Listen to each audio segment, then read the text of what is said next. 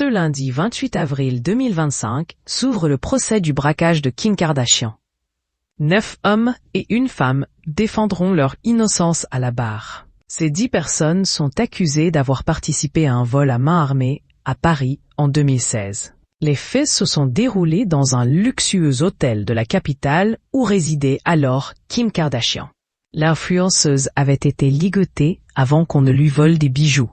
Le butin total avait été estimé à 9 millions d'euros. Au-delà de la victime du braquage, qui a confirmé sa venue le 14 avril dernier, plusieurs témoins interviendront au tribunal tout au long de 4 semaines.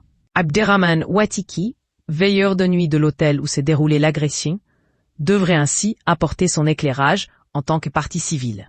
Il a une envie de justice et de vérité. Il ne veut pas qu'on occulte ce qu'il a vécu, indique son avocat, Maître Morand Ouidja, au micro de BFM TV. D'origine algérienne, Abderrahmane Ouattiki, arrivé en France, 2003. Alors tout juste âgé d'une trentaine d'années, il suit alors des études sémiologie et décroche 2 masters. Diplôme en poche, l'Algérien prépare une thèse en vue d'obtenir son doctorat. Pour gagner sa vie, celui-ci travaille la nuit dans un hôtel particulier de luxe, le No Adresse. En 2016, le veilleur de nuit âgé de 39 ans met ses études en suspens au profit de sa vie professionnelle.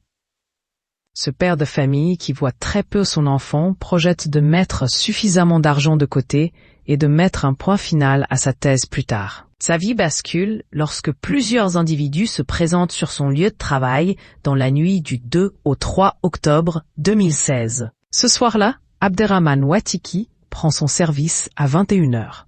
Sur les coups de minuit, Kim Kardashian regagne sa chambre après avoir dîné avec des amis. L'horloge indique 2h35 lorsque des individus costumés en policiers sonnent à la porte de l'établissement.